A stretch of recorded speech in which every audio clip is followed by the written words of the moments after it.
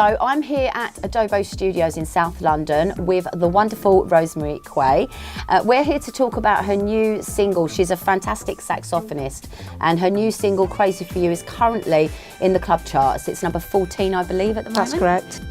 The single itself is actually raising awareness and money for the Pink Ribbon Foundation. So we're going to have a little chat and talk about why that is the case.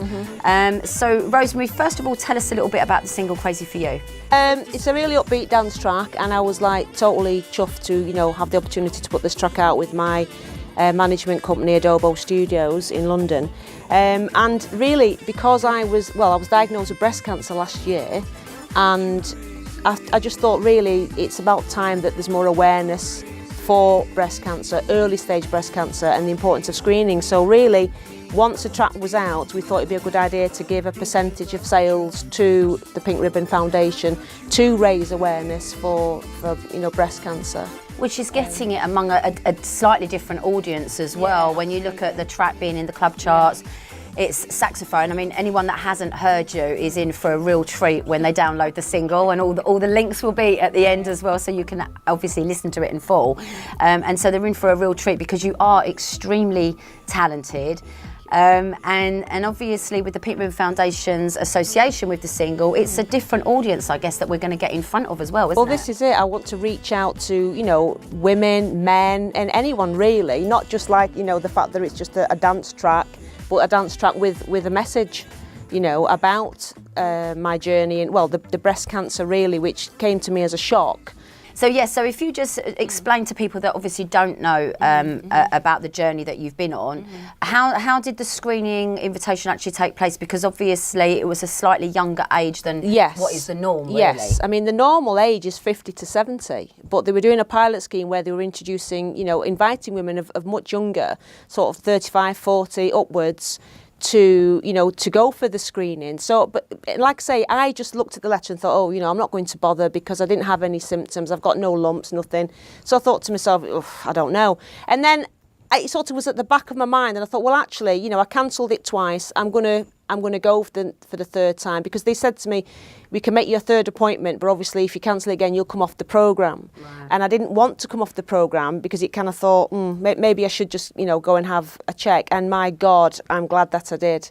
Because when I had the mammogram, I just 10 minutes of my time in and out, and then I get a letter about a week later saying they need to see me, they found an abnormality. And that was when I kind of my whole freaked. Because I don't suppose it said anything else in that letter apart from the abnormality. Yes. And of course then your brain, I'm guessing, thinks the worst. Goes into overdrive, doesn't it? Absolutely. So I then thought, oh God, an abnormality, started panicking. And the letter just said we need to take some images, bigger images from different angles, because you've got, I think they said something like microcalcifications, which I didn't know what that was. Long story cut short, went in, they did all the tests, they did biopsies, and then a week later I was called in for the results. Wow. And my surgeon said to me, unfortunately, we have found a small lesion, which is stage 1 breast cancer, but it's small, but you have a large area of ductal carcinoma in situ, which is pre-cancer, but it was a large area. And that's what concerned them, I guess. Yes, and of course the actual stage 1, which the actual cancerous cells had started to break out of the milk duct into invasive cancer. So she said to me, unfortunately, we can't save your breast. We have to remove the whole breast. There is a lumpectomy. If it was like just a small area, they could take the lump out with radiation. But with me, no, it was the whole area. So she said to me, we need to remove the breast. Luckily, it did not travel to the lymph nodes, so I did not need chemotherapy. And the reason that's lucky is because I went for the screening. See, and that's the thing, it's a short space of time, isn't it? From getting the letter, albeit the third one, because you bowed on the other two. This is it, but from getting that third letter, to getting the appointment, to getting the follow-up letter, and then being in again, it's literally a matter of just a few weeks, isn't it? Exactly, and it just blew me away, because from like going in for the initial invitation to then being told you've got cancer and you need your breasts off, that's a lot to deal with. But my surgeon, Miss Rochinal from the Macclesfield breast care team, I mean, she's fantastic. They all are. My breast care nurse, Victoria Dinkra, they were kind, they were supportive, they were, sympathetic, because I lost it. I was like that when they told me.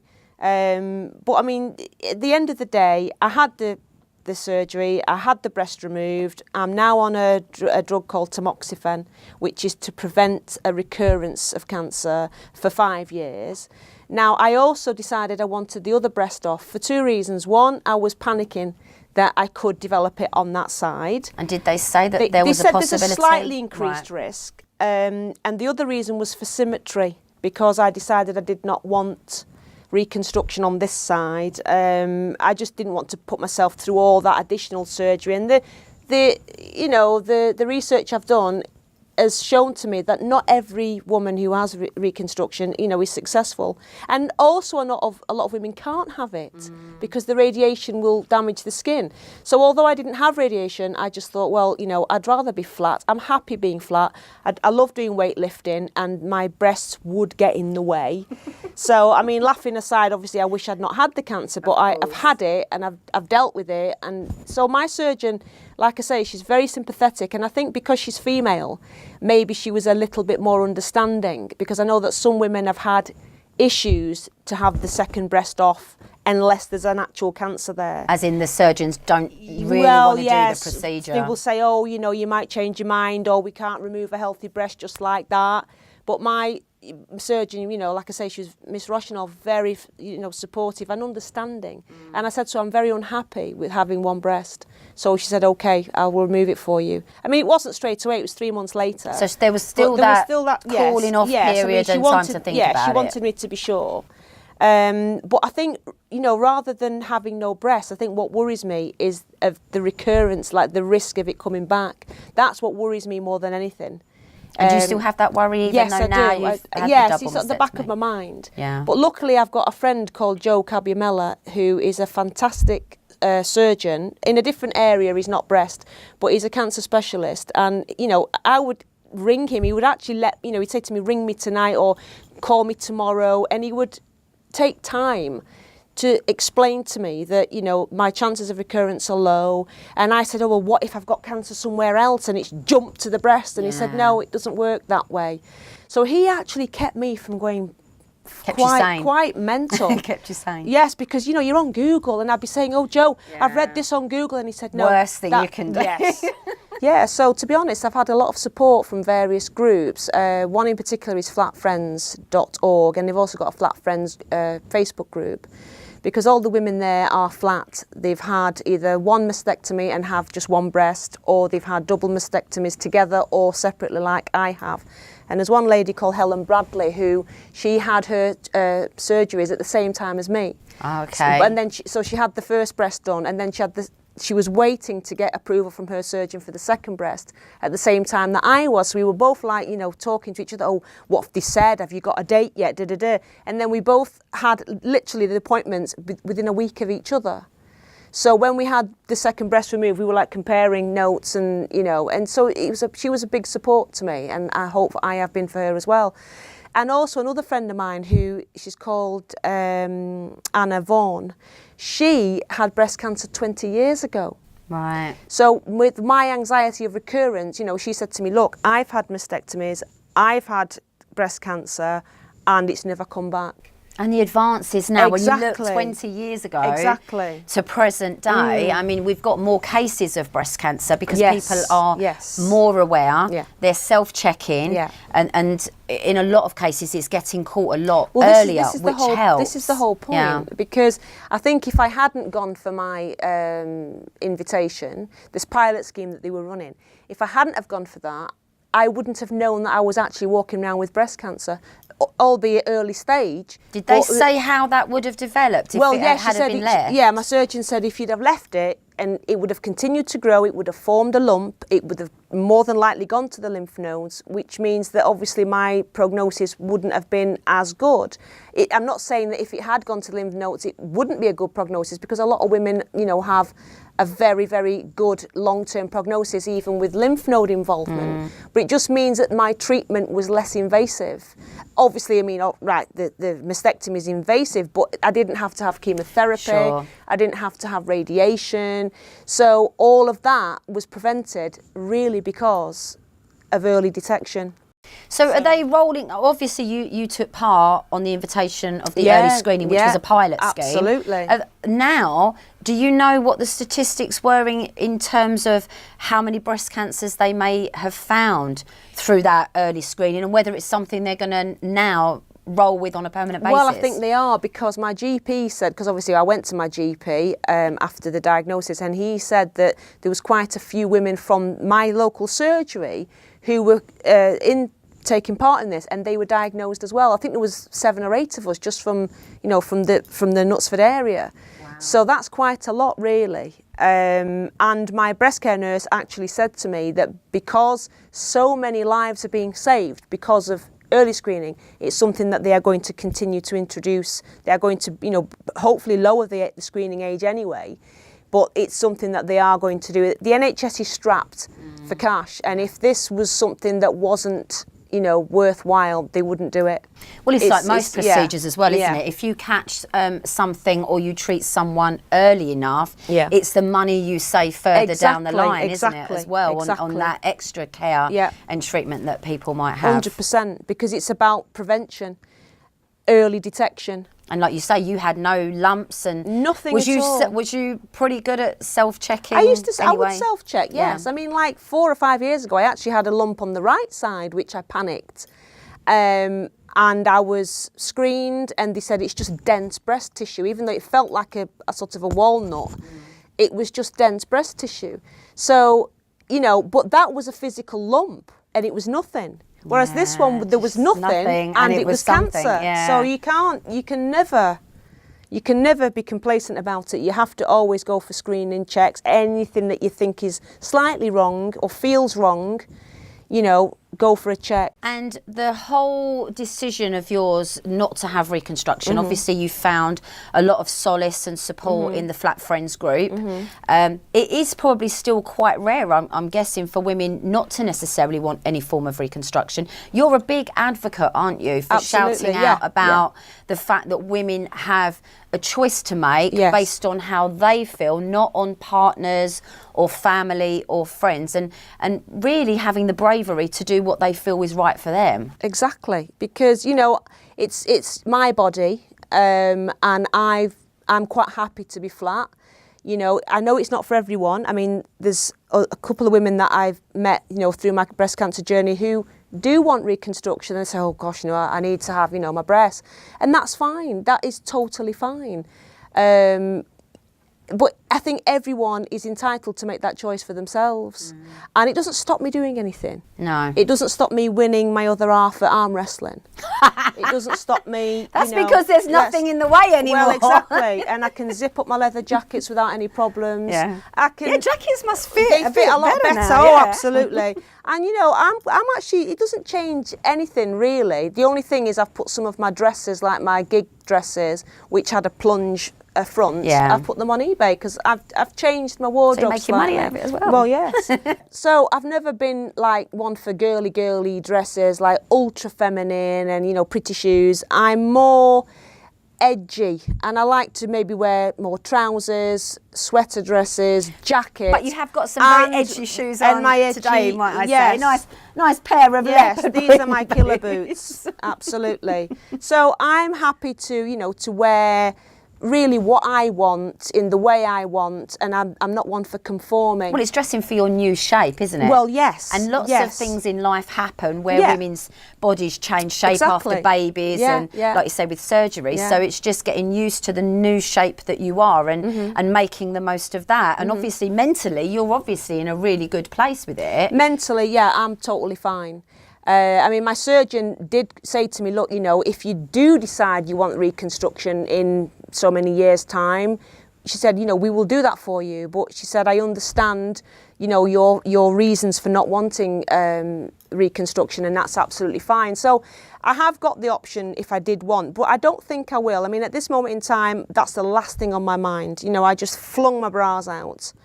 You know, good riddance. It's quite to them. nice because there's nothing nicer at the end of the day. Yes. And us girls will all know this. Yeah. When you do get home from the end of a busy day and whipping your bra off. That's the first thing I would do. That is yes. The little trick of down the sleeves and then out pulling from you underneath. through. Yes. Oh, yes. and the relief that you feel after that is amazing. Men will never know the feeling of removing a bra at the end of a day. No, absolutely. It's a pleasure. So, you know, I'm just happy. I don't even wear external prosthesis because I'm thinking I can't be bothered. They move about, they don't stay in place. You have to get specialist bras and this, that, and I think, and it goes against the reason why you're doing it anyway. Exactly. So really, it wouldn't go, I don't think. No, would it, exactly. Really? So I mean, I've got rid of those dresses that would support big knockers. I'm not interested. I can imagine yours were probably quite big. There was a decent handful. I think I was a 36 double D. So it was a fair handful. But you know what? It used to really irritate me when I was trying to, thrash my weights at weightlifting. Yeah, because you don't lift little weights either, do you? I like lifting quite heavy, and especially kettlebells. I like racking them and pressing them, and then dropping them on your chest. On your arms, but it does still go on your chest. So for me, that's just fantastic. It's just like, breath of fresh air. I'm not worried about buying sports bras and buying, not whacking your breast, because apparently if you whack your breast, you can damage the tissue. So yeah, I'm totally happy.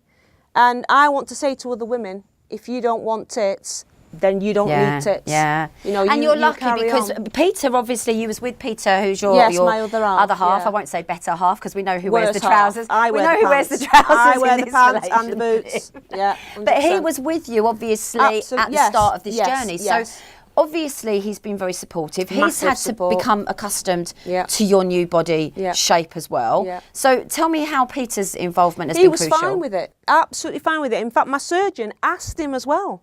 She said, how do you feel about Rosemary having, a double mastectomy, having both breasts off? And he said, absolutely fine, whatever makes her happy, I'm happy as well. And, that's good to hear, because I know that some women, their husbands might have an issue with it. I just kick him up the backside and say, see ya. But no, seriously though, Peter has been very supportive. And yes, if he'd have said, no, I wouldn't like it, I would have probably given it more thought. I might even go as far as, no, I won't say wearing prosthesis, I'd probably punch him. But I think the real decision is not to have breasts, and I think I would have done it anyway. And it's your decision. And it's wrong to say that you're lucky because he's stood by you and he's not had an issue and he's not tried to persuade you in one direction or another. Because really, love is not about a pair of boobs. Of course it's not. It's not skin deep. And as we've said before when we've been talking on the phone and emails, women take various forms. There's a whole lot of social media campaigns going on at the moment, the Self-Love Club, and loving yourself as you are. And everybody's got insecurities. It doesn't matter what you're going through. It depends on the guy, because Peter's a proper decent person. I've got some friends who've got some serious big ass tits and their partners are playing away. They're running off with different women. So I mean, it's the person that you're dealing with, and Peter's been supportive, my daughter's been supportive, and that makes me feel, happy as well, because I don't want, for them to be saying, oh, you've made the wrong decision. They're supportive and they're really saying, Mum, I'm proud of you. But it's the whole journey as well, isn't it? Because it's their being with you when you get the diagnosis and through whatever treatment you have to go through. And this is what people sometimes forget as well, is that any kind of cancer scare or any kind of cancer journey affects a whole family.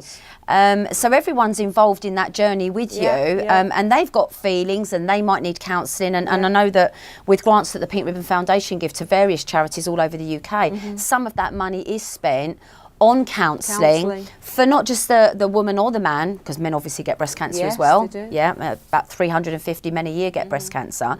But it's not just the people that are going through that journey and the treatment. It's obviously trying to counsel and support the wider family as well, where it affects them, because they're going to be thinking, like most people do, cancer diagnosis, oh my God, cancer, I'm going to die. That's the first thing that comes through your head. You don't think about the treatment plan, you just think, cancer, I'm going to die. That's it. but it's not the case because so many people are surviving, so many people are being cured. My treatment is meant to be curative, and even in the worst case scenarios, women who have stage 4, they are still having many, many, many years because the treatments are quite sophisticated now and targeted to that specific person and the type of cancer they've got, rather than just cancer as a word. Because breast cancer, there's quite a lot of breast cancers, different types. Not just a lump and it's cancer. There's different types. Mine's hormone receptor positive. There's some that are hormone receptor negative, triple negative. There's different types of cancers. So that's why the targeted therapies are actually keeping people alive. And another reason I didn't want reconstruction is because when you have those foreign bodies put in, when you have the silicone implants put in, apparently it's slightly harder for the mammograms and the screening then to detect. So when you have to have future screenings and appointments. Because I'll be under the breast care team for 5 years, because I think 5 years is the sort of it's time like that's what they aim for, the 5 years clear. And then after that, it's like you're sorted. So if I had implants, it just makes it harder for them to check. And me being an anxious person, I do have anxiety, that would worry me. That would cause me more sleepless nights. But there was all that thing in the press a few years ago anyway, with people that were having breast enlargements, not because they were having reconstruction, but just because they wanted bigger breasts. Bigger breasts. And then there was, the whole scare with the silicone, and then people were having them removed. Yes. So I think there's a lot of reasons why women would make an informed decision not to go down that route, in the same way that women would choose that they do want to go down that route. But the whole thing, like you've highlighted, is the choice. Of course. And plus, if I had a silicone implant, the chances are I'd burst it with a kettlebell with some heavy weight. So, but seriously, I think women should have that choice, and it'd be nice if the hospitals gave them that choice. Because to be honest, when you go in for a mastectomy, they say to me, "Do you want immediate reconstruction?" So they assume that you want to have, and then you would say, well, actually, no. And then they'll say, why? I mean, that's fine, but it's not straight away, do you want reconstruction or do you want to be flat? It's just, do you want immediate reconstruction or do you want to wait later? Yeah, so, I mean, that's just what I've picked up across the board from talking to flat friends. But we probably don't get bombarded with as many images of women who have chosen not to have reconstruction and have a single or a double mastectomy. Whereas, again, going back to social media, your Instagram, you are very loud and very open about the choices that you've made and the fact that if women choose to go down that route, they're not alone. Of course not. Yeah. And why should you be defined by your breasts? I mean, my breasts nearly killed me. So I'm happy to say, goodbye and thank you. My main sort of gratitude is that I did go for the screening. They did find something. I am here, and it's it's behind me. So if I can say to women, you don't need breasts. I mean, let's say in a perfect world it wouldn't have happened, but it has happened. So it's important for women to have that choice, to make those decisions, not to feel pressured by any social media or even family. At the end of the day, it's your body, and you should be able to make that choice without feeling inhibited or pressured or guilty, any of these things. No, be true to yourself. And not everyone doesn't want breasts. Exactly. But for me, choice. Because don't forget, I do, like I say, I'm into strength training, and if I follow all these CrossFitters on Instagram, and they're all flat-chested. Oh, well, most athletes are anyway. If you look at general athletes that are running, in the Olympics and so on, none of them are particularly well endowed, because the exercise obviously is keeping them small. So it's normal. So I've got a big shoulders, a big earth. You've got big arms as well. I have big arms, I have felt your proper rock hard, solid. I wouldn't want to mess with you. Seriously, not with the leopard print heels and the arms that are solid and the height as well. It's like pretty scary. Well, this is it. I mean, and I just think breasts would get in the way. Yeah. I like to be able to zip up my leather jackets, and even though the arms are bursting out of them. But so my message is always be breast aware. be true to yourself. Any issues whatsoever, go to your GP. Yeah. If they fob you off, go again. Yeah. You know, because I'm actually thinking, if I went to my GP and said, oh, I just want a scan, and they'll say, well, what for? Well, I just feel that I'm at the age maybe where I want one. They probably would have sent me away because I've got no symptoms. Yeah, you didn't So even, there were no exactly. lumps And or there's no other ca- symptoms yes. that you look for in breast cancer, which can be found on our Yes. website, by the way, Okay. if people want to know the most common Yeah. symptoms of breast cancer. But like you say, sometimes there are no symptoms, No. and you have to take up those opportunities to Yeah. get checked when they present themselves. And the thing is, there's no cancer in my family. So that makes So, it even, right. you know, Yeah. if there was cancer in the family, you'd think, oh, you know, but it was a massive blow because no women in my family have ever had breast cancer. I'm the first one. So how your daughter obviously is of an age, she's in her 20s now, isn't 23, she? yeah. So how does she feel? She's obviously, I'm guessing, taking on board more the checking herself and looking out for symptoms. I've been totally, you know, on her case, you know, make sure you check. Yeah. Oh, don't drink any alcohol, don't eat this, don't eat. But I mean, really, I think it's just my anxiety because at the end of the day, you know, the chances of her getting it, well, it's the same as it for anybody else. You know, I don't have the gene, like the cancer gene, the BR BRCA, that's right. I don't have that, so it's just random. And my surgeon, Miss Rochinol, she said to me, 1 in 8 women will get it for no good reason. Yeah, 1 in 8 women in their lifetime. Yes, yes. And it can be any age. Yeah. So there are women in their like late 20s. I know it's rare. Rarer, yeah, definitely. Rare, but it happens. 30s, 40s, 50s. And apparently the older you get, the less aggressive it is. But when you're like in your 20s, 30s, 40s, that's when it's most aggressive. So going back to the singles then, so the single is obviously being promoted using the Pink Ribbon Foundation's charity name and logos. Yeah. So straight away, when people see the pink ribbon, which is synonymous with breast cancer, they're going to know that somehow your single is related or to do with breast cancer awareness. Yes. So the single is out, as we said now, and we'll provide all the links at the end so people can download it. Tell us a little bit more about the music and how you got into playing the saxophone then. When did I start playing? I started playing when I was 11.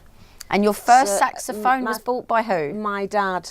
My parents divorced, and then my dad said to me, what did I want for Christmas one year? So I said I wanted a saxophone. Oh, so it was completely off your back. It wasn't that he was into the music and he was like, play this. No, it was me, because I used to listen to him playing his records, like the old school Hammond B3 organs with saxophones and all of that, Jimmy Smith, these kind of guys. And I just knew I wanted to play. So he got me my first saxophone. I think I was 11 or 12. I mean 12 actually. And then I took lessons at school, and it's just gone from there. Wow. It's just gone from there. And then my producer, Tony Tools, heard me on someone else's track and then got in touch with me, and it's just, you know, the rest is history. You know, not look back. So you do a lot of gigs as well, obviously. I do gigs, yes. I do live gigs, corporate functions, nightclubs, that sort of thing. And that must have been really hard as well when you was going through your breast cancer, because as a musician, you're self-employed, I'm guessing. Yes, I lost a lot of work. So you've got that period as well with a lot of worry, financial worry. Yes, there was. At the same time as the medical worry, which is something that a lot of people that are going through, again, any type of cancer will be fully aware of, is that you've still got bills to pay, food to put on the table for children, and yourself, obviously. So that's a lot of additional stress as well, isn't it? It was tough, you know, and I mean, I've just had to like, max out on credit cards, but at the time, you know, I wasn't even worried about that. I thought I was going to die. Yeah. You know, and then once you've got past that, then all the other things come in. Oh, actually, I've not paid the gas bill this month, and you know, what am I going to do about my car tax? So I mean, all of these, they are issues. But again, because of the early screening, because it was caught early and I didn't need chemotherapy, I was back gigging after about a month. Wow. So after like 4 weeks of this surgery, I was back gigging. And then the same with this one, I think 3 weeks after I took a gig. Whereas if I had chemotherapy, she said it would have been for 6 months. Yeah. And I wouldn't have been able to do anything in that time because I work with the public. If you're on chemo, you're not really meant to go and play in the public places. So that would have affected me a lot more. That would have been a much bigger financial blow.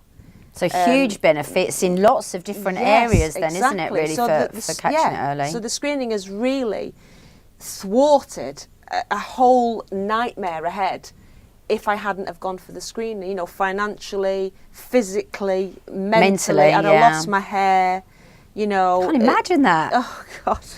Your hair is amazing, by the way. There's just so much of it. It's just so there's cool. A lot, there's a lot of hair. It's a cool hair. But, so I mean, that's grown really quick then, hasn't it? Yeah, my hair's always kind of been this length. I mean, I trim it to sort of keep it this, you know, this length. I mean, I have had it straightened, I've had it plaited, it's been longer, it's been shorter, but this is the kind of length it likes to stay at, really.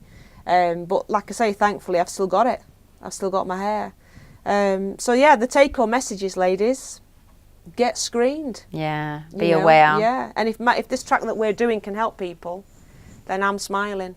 So we should say as well that there's a donation made to the charity from every download that's made of the not the album. There will be an album though, I'm guessing. Yes, we're working on that. So yes, this is this the first single from the album? Second single. Yes. So can people download your previous work as well? Yes, which was Take Me to the Love, and that got to number 9 in the UK dance charts. Fab. And like I say, my producer Tony Tools is he's the man. He's the man. He's the man. So yeah, it's all. So this is a name to watch out for then, isn't it? Really, Rosemary? Yes. Hopefully, definitely. So everyone should download the single now. Crazy for You. We'll have all the links at the end of this interview, so you can download it directly. And knowing that you are downloading it, not only are you going to be able to listen to some amazing music by Rosemary, but also you're going to be helping a very good cause as well and supporting the work of the Pink Ribbon Foundation. 100%. So go and do it now.